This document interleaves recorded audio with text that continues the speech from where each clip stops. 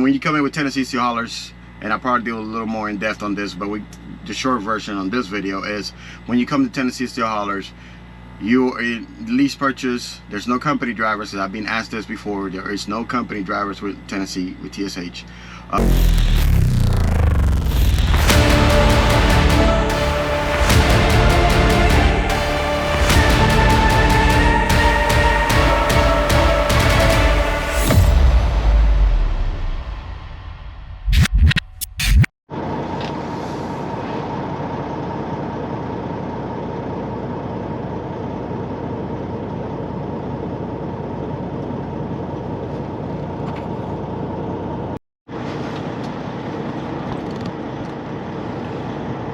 Well, good morning, guys. Welcome to another video. Welcome to the channel.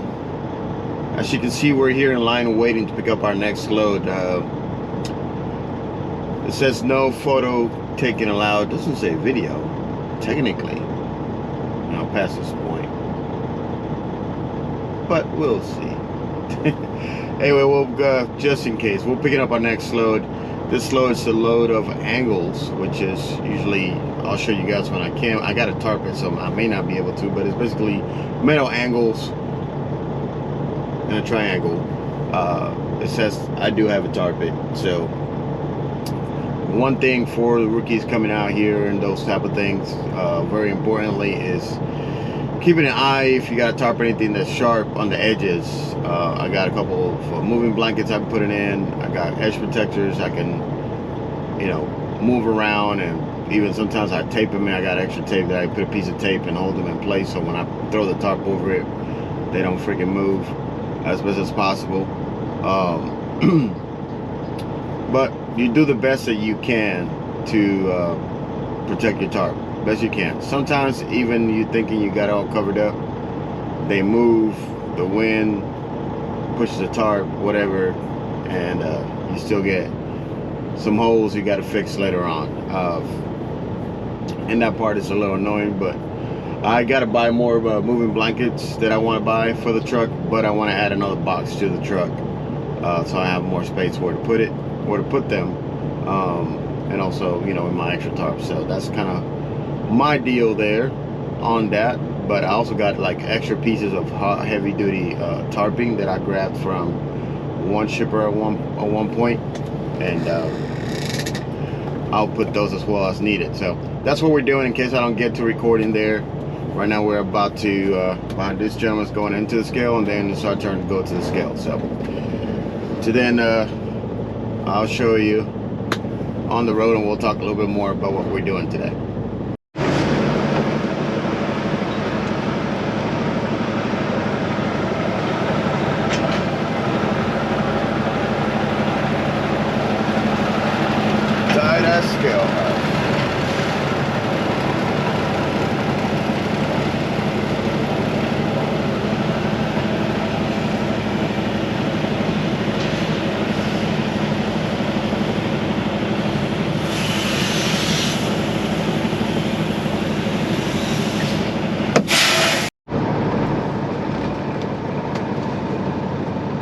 Tight squeeze, tight squeeze.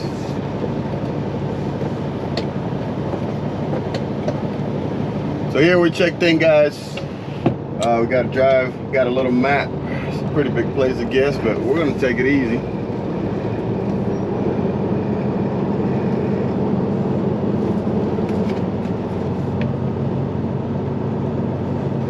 We'll make a right at the first building. Go all the way around it, and then stop and wait again and check in. So these guys are waiting for scrap and other things, it looks like.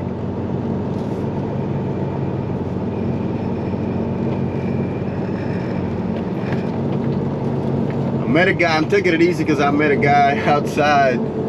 He was still securing, but he said he got here yesterday at 3 p.m. He didn't get finished loading or loaded till 2 a.m. So don't know how long we're gonna have to wait. Hopefully not that long, because I'm supposed to deliver this mid-morning tomorrow. All right, it's the first building. And on the building, definitely not making a left.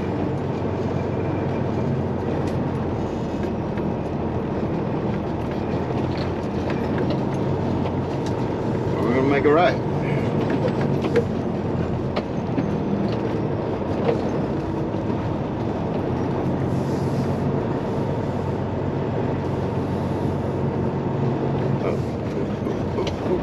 Shit.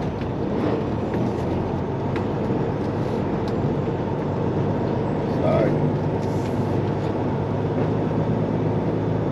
Didn't read that sign.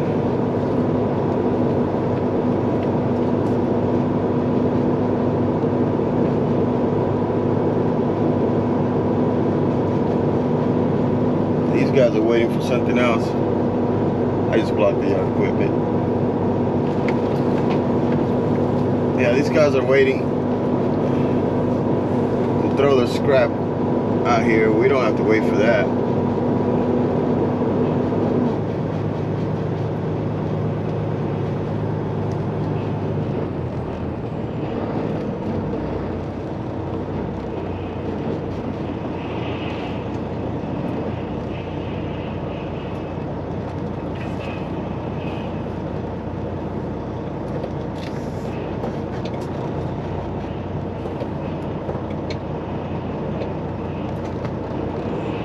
Around, so definitely not going straight.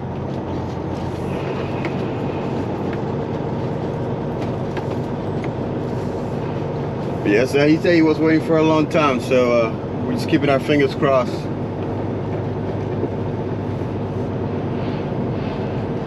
One thing I don't like about coming to this type of places is just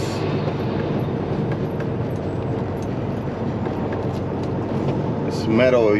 You gotta keep an eye on your tires at all times, and that can be annoying.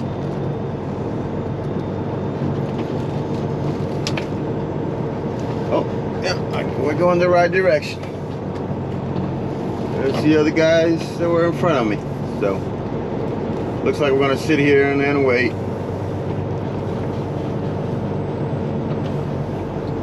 See, the first guy, Maverick guy, already got lumber dunnage on his flatbed. I'm hoping that we don't have to use ours, because I want to use it as a bulkhead, at least in front, but hopefully on both, but we'll see. All right, we'll sit here. I'll catch you guys up later. Well, guys, while we're waiting here, just looking at the paperwork they sent me through a little tube. You remember the old banking days where we used to have to put out the deposit slip? And the little tube, press a button, it'll get sucked and throw it inside the bank, and then they send the receipt back, or money, or withdraw, whatever.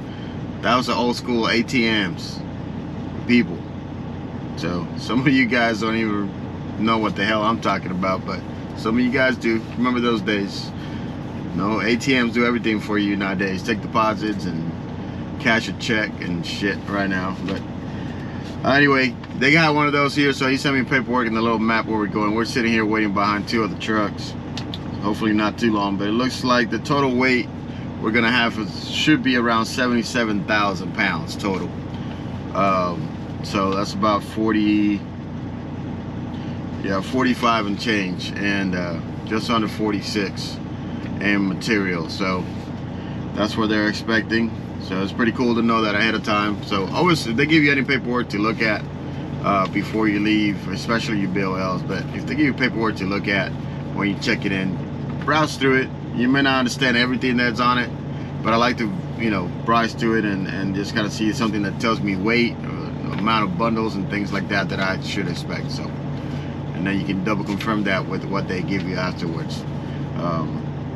Always check directions of your customer, that it matches what you have from your agent, and so forth. So that's definitely important to make sure. So I'm gonna try to answer later on this question. Stay tuned. So if you're questioning on how do I pick my loads, how the load board works for TSH, and how I pick my loads, how that process works, I know a couple of you have asked me that in a couple of comments in the last couple of weeks, so I'm gonna talk about that a little later today, so stay tuned for that. But for now, we're gonna wait until we get loaded. And see, I definitely can't put the GoPro back there to show you guys me getting loaded and probably tarping, but at least I'll tell you what they are. It's not gonna be a total load. It's actually gonna be a pretty low load, you know, low to the, as far as height, because it's just angles.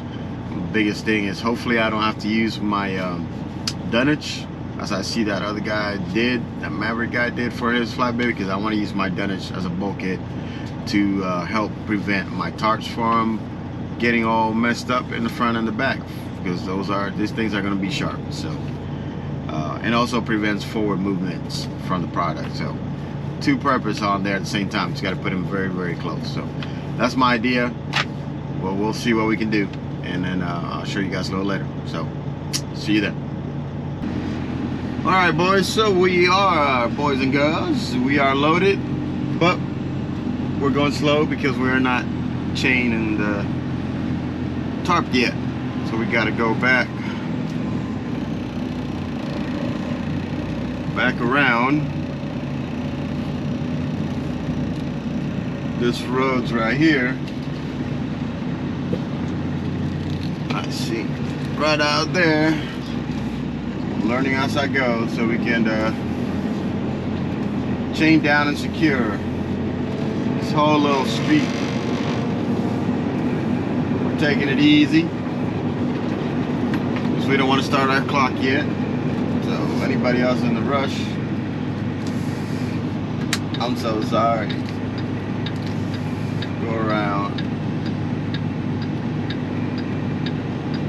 But yeah, we're gonna chain down on these 9 chains. Now we're gonna do something I haven't done in a while, which is I'm gonna make some bulkheads on the front and the back.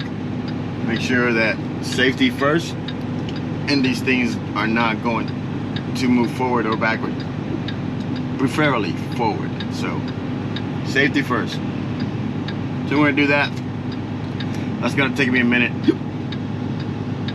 and then I'll show you guys how it looks at the end. I'll probably do a little time lapse of me taking care of the tarping stuff, and then we'll do the rest. So I got chopping a little. I got the hiccups now. What the hell? Got the hiccups. Talk to you guys in a minute.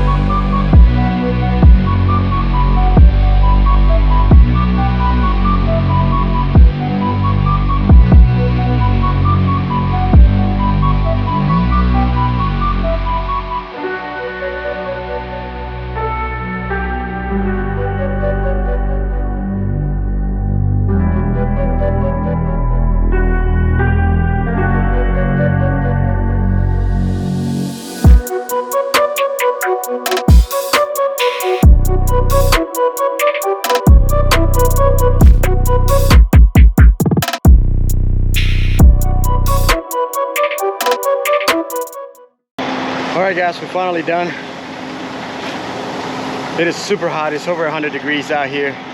So I had to take a couple of pauses drink some water, get in the truck, cool off just a little bit. You got to do that. Don't overdo yourself because you're trying to hurry. I've done that before and barely made it. So you don't want to get heat stroke out here, guys. So make sure you stop, drink plenty of water. Also, I'm about to go inside, got cold water, cool off for a minute, and get ready to head out. But this is how it looks like right now. It's my 4-footers I haven't used in a while. 9 chains, and I put the bulkheads, if you're wondering, on the front and the back, not only for securement in the front, prevent that from sliding forward in case of emergency braking, but also to help the tarp not dig into the edges, so it prevents it from cutting my tarps. And I put some padding on the top single layer up there. So let's get out of here, boys. Let's get out of here. Oh, what's up, guys? This is the next morning. We arrived here at our delivery spot. Wanted to show you the load that we got since you guys didn't get to see what it was. I already unstrapped it and on-tarp it, but let me show you guys real quick. I'm turning you guys around. All right, guys, so that's the APU running because it's hot. I don't want to run the truck at the moment. It's only about 85 degrees, but that's keeping it decently cool. But right here is the load that we have. I had a total of 9 chains, and I think I mentioned on the last part of this, for the first time in a long time, I actually put 2 bulkheads in front and the back. The back one's loose because he was super close, and when they pull it off, it might fight them. Over here, they should be all right. Hopefully here, they just pull it straight up. But this is the load. Still angles. Like I said, I had total 9 chains. It weighed it just under 45,000 pounds, approximately 45,000 pounds, if I remember correctly. That's it. Low load. Put my tarps in the front. I see already secured up there, and that's because we're gonna go to Cofield, North Carolina. My first time there in a year. And we're gonna use those again. Let me turn you guys back around. All right, yeah. So we're gonna go to Cofield and we're gonna use those tarps again. So I decided to go ahead and leave those right there for the moment. But gotta wear your hard hat out here, safety gear, nifty hard hat. Actually, this is the hard hat after a year and a half. About a year and a half. This is a hard hat I got from Melton Truck Lines for Employee of the Month in my first year. So it's pretty interesting, but I like it. And what a better time to wear it, right? So yeah, but that's what we're doing. We're just waiting right here for them to get us. Now, I told you on the last earlier on this video, I think, it's been a busy morning, busy evening. It was a long night. I stopped about 10:30 last night, so I apologize. I'm losing my train of thought, guys. But I spoke to you about picking loads. So where we're waiting out here, let me go inside because I don't know why I need to do this part out here. It's too hot. Let me go cool off. So let's go inside the truck real quick. All right, guys, back inside because it's pretty hot out there. Sweating my ass off. I don't know about you guys, but let's keep a hand, a towel, and some water. I told you guys I'm gonna keep preaching that during the summer, but it is hot. It's about almost 90 degrees, but out there with the sun heat beating on your head, and you sweat. And I'm one that I sweat a lot, especially when I stop. So I was saying that I was gonna talk to you a little bit about how I pick my loads on this video. So if you waited this long, I'll give you a little quick review on how I pick my loads. I've had that questions a couple of times here with Tennessee Steel Haulers on how our loads we select our loads. So let me get my phone here and let me brighten it up. So basically we have an app. So when you come in with Tennessee Steel Haulers, and I'll probably do a little more in depth on this, but the short version on this video is when you come to Tennessee Steel Haulers, you lease purchase. There's no company drivers. I've been asked this before. There is no company drivers with Tennessee, with TSH. It's only lease purchase program if you get in, and owner ops. That's it. If you got your own truck, you can come in. If you have your own truck, you don't need to come in with a trailer. You can lease a trailer from them, but if you have both, then more power to you. Same thing with lease op. You can lease a truck and even buy your own trailer if you don't want to use one of theirs and you find a deal, which nowadays I don't think that's going to be a possibility. It's not going to be a great deal anyway, because everything is priced up. But anyway, as an owner-op, you can pick your own loads. It is not forced dispatch, so I'll give you those pinpoints. It is not forced dispatch, and we'll talk in another video about the difference on that for those looking still to come in the trucking industry. So you can decide, basically you can decide whether you want to load or not want to load. You can decide whether you want to go to that location or not. It's up to you. You got your lease payment on truck and trailer deductions every Monday on the schedule, so that's going to come out every week regardless whether you run that week or not. It's something you have to keep in mind when you decide to take time off, or days off, or extra days off, whatever. But again, you make enough money here to take care of that. Yes, still with the fuel prices up, which we'll talk about in another video coming soon. Yes, you can still make money, but short answer. So basically we have a link, and I don't know if you guys can see it, but there is a link right there in the middle of the gray area of my phone. If the GoPro focuses, that's kind of I have a shortcut here, but it's basically a link on the internet on the phone. So whether it's a tablet, your phone, your computer, whatever, you log in. We all have a login. Signal seems to be sucking in here, so I apologize, it's taking a second. But there's a login. Like I say, I'll do a deal more in depth. You log in and you get to browse. If it opens, would be great. If not, I might just, you have to wait till the next video comes out in regards to how we pick our loads. But we have a login. You can browse through the area. You put the city that you're going to be in, and you can choose either within 50 miles plus or minus, within 100 miles plus or minus, or 200 plus or minus. There you go, finally. This is very slow, guys, so I apologize. All right, so you log in. This is what you're going to see. Hopefully you can see that right there. All right, so you got available loads, dispatch loads, pending settlements, completed settlements. Not going to show you those, but basically pending settlements is anything fuel that you have used, or on Mondays, if you haven't got your first load out, you're going to see Mondays, you're going to see all the deductions that are going to come out that week, plus whatever fuel you may have used. That could be toll tag, that could be toll charges, fuel tax, which is once a month. That's after your workers' comp, which is once a month as well, the first of the month. Your truck payment, your KT system, keep tracking when we do our logs. It's about $5-10. That service, the camera, the service for any loans on equipment that you may have had as you started. This is a certain amount that comes out every week. So all your deductions, the trailer, all that, insurance, all that is going to be listed out. You have a total on the bottom. That's pending settlements. Completed settlements, of course, completed settlements. This means they're already done. You can backtrack, and if you want to see through the app, you want to see all the settlements that you've gotten back, or a quick glance of what you've done that week, take home time or whatever, you can see them right there. Now dispatch loads, I'm going to hit dispatch loads right now. You want to see two loads here, which is this one on the top is the one that I'm on. Hopefully, again, hopefully it focuses, but we'll do another video at the house with a better camera. And at the bottom, it's the other load that we're going next in Cofield, and that's going to Ohio. And hopefully you can see that right there. All right, so that's the loads. You can click on a load, and I'm going to show you guys a little bit of this, but well, no, I can't show you this.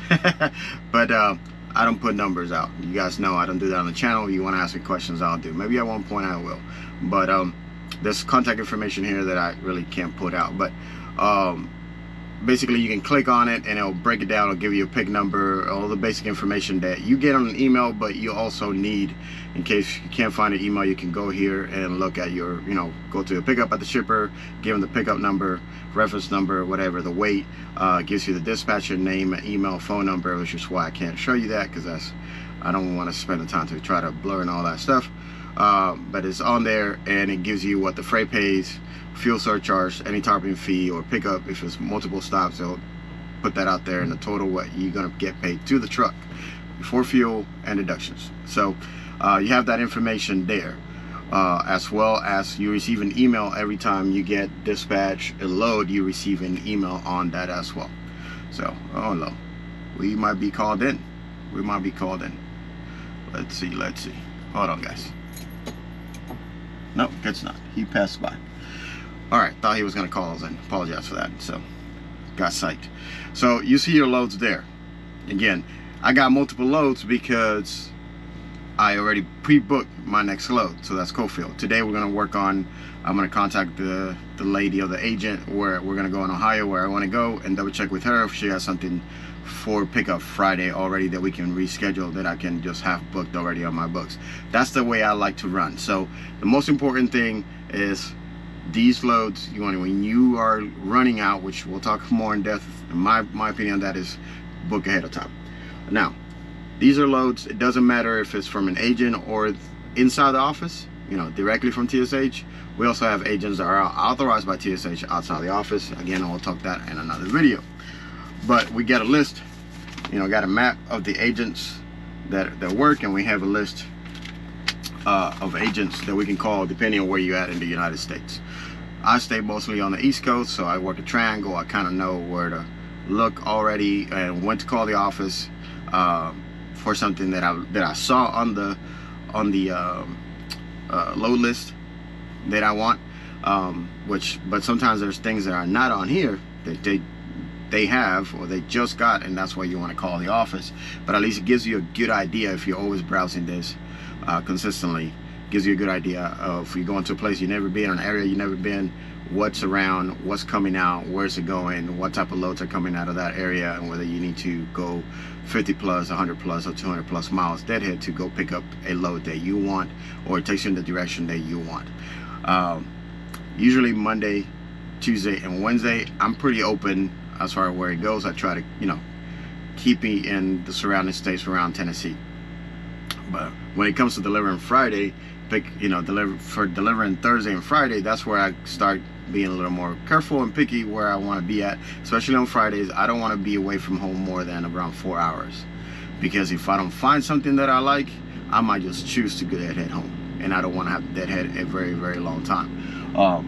Most of the time that's not the case, but sometimes it has been, or for, you know, XYZ reason, I decide that I need to be empty on the weekend and just pick up a load on Monday, or I'm not going to pick up a load on Tuesday, or I'm going to take extra time off. Then I'm going to go empty because I'm not going to deliver that load. So I make sure that I'm at least within 3-4 hours home, you know, surrounding states, so I can get home without spending a lot of fuel deadheading back to the house. Because I know I'm going to have deadhead most likely a couple of hours, 2 to 3 hours to go pick up a load as well. So that's around, you know, that can be a 7 or 8 hour trip of fuel that I'm spending. But you're going home, you plan accordingly, and it's really not a big deal. Fuel prices are higher. I know it is what it is, guys, and I want to talk about this, but we'll do it in another video.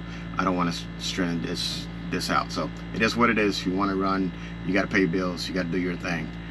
You're still making money. You just got to be a little more smart about what you pick and the loads that you get, and where do you put yourself into. So that's the big thing about picking up loads. So we'll leave it at that. We'll do another video with more in depth, and I can show you, I'll probably show you some numbers at that point, and we'll do that from the house though. But that's how we pick up loads in a nutshell. Okay, that's how I pick loads. That's how I call. I call early in the morning. Like I said, I'm a little behind this morning because I woke up a little later because we ran late, but I'm about to call. You know, I already called yesterday the lady, my next, you know, agent for Thursday going down Friday. I already called her yesterday. Today is Wednesday, just in case, you know, I called her on Tuesday about Thursday, 2 days in advance. So she has me on a list, but I know they get busy, so like today I will call again, see if she has already something. And around this time it's a good time to call, because she probably might be in the morning still working on loads for today, not necessarily tomorrow quite yet. So I'm gonna give him a call, and actually I don't need it for tomorrow. I need it for, no, yes, forgive me, I do need it for tomorrow, because the next load we're picking up is gonna deliver tomorrow, and then I need a load for tomorrow to deliver Friday. And if I get to where I want to go, then I know who to call. You know I can check on the board, but I also know agents that I can call and get a load that's going to ride me through the house, so I can be home Friday afternoon, evening. I can get home. The only deal about getting home on the weekends, and I want to do a video about original and OTR, whether I'm still doing OTR, whether I'm doing original, whatever, what I consider myself at this point, how I run. I think that's common sense for those who've been driving for a while, but we'll do another video on that. But how I get home on the weekend, whether I get home Friday or I get home Saturday morning, depends on the hours of service that I have left. And again, I rush. Usually I have to run real hard all week, especially Thursday, Wednesday night, Thursday, in order to usually do my best to make sure I have enough hours on the clock that when I pick up that reload for the weekend, that's when I'm driving through the house, I have enough hours to make it home. And whether I get there at 6 p.m. like I normally do 8 times out of 10, I get home around 6, 5, 6. Sometimes I get home around 3.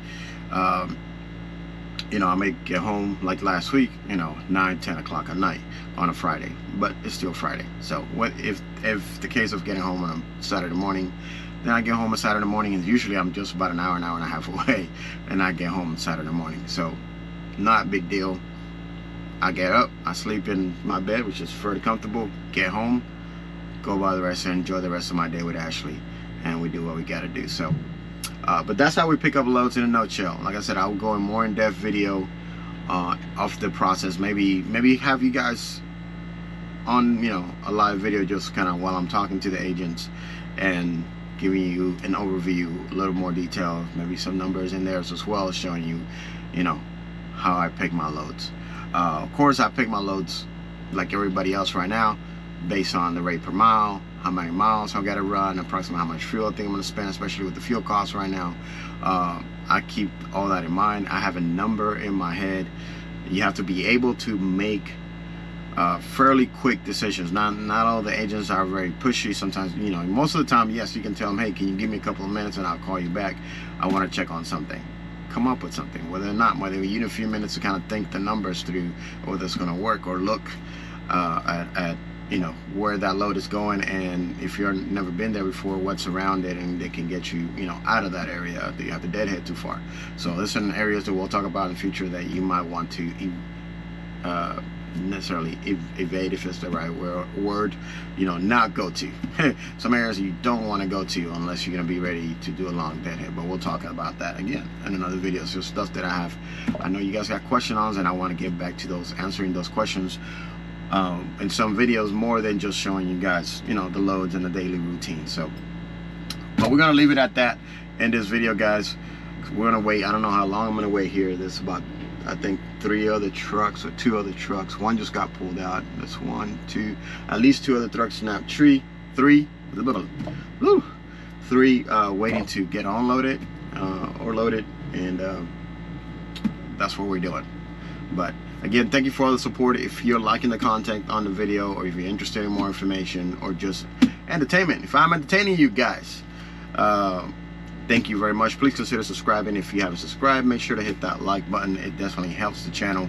We're getting back on it. I know I took a little bit of a couple of months of breaks, but I appreciate the continued support on the channel, and we'll keep answering questions and keep making content that hopefully you guys are enjoying. And for you guys that are finding this channel starting off or looking to get into trucking, hopefully it gives you an eye opener on the next level other than a company driver and what is possible. So I know financially is the biggest thing you guys are looking at, right? I understand. I'm thinking of making a website where not only I can post videos on the links from YouTube, but also where I can do private blogs or private videos that be more of a membership or something like that. Whether I charge it or not, I'm not sure, but more of a membership, private membership, that for those that are really interested, then you guys can get those videos detailing what I'm running and pay and all that, and got a little more information, so that you won't get just out here on YouTube. So I'm thinking about that. Just again, it's my privacy and my time, just thinking about it. But if you think that will be helpful to you or making a decision, make a comment below. Let me know if that's something you would be interested in seeing and participating and maybe supporting the channel a little further. So if you're interested in that, make sure to comment below. But other than that, guys, I'll see you on the next one. Wolf Friday out. Peace.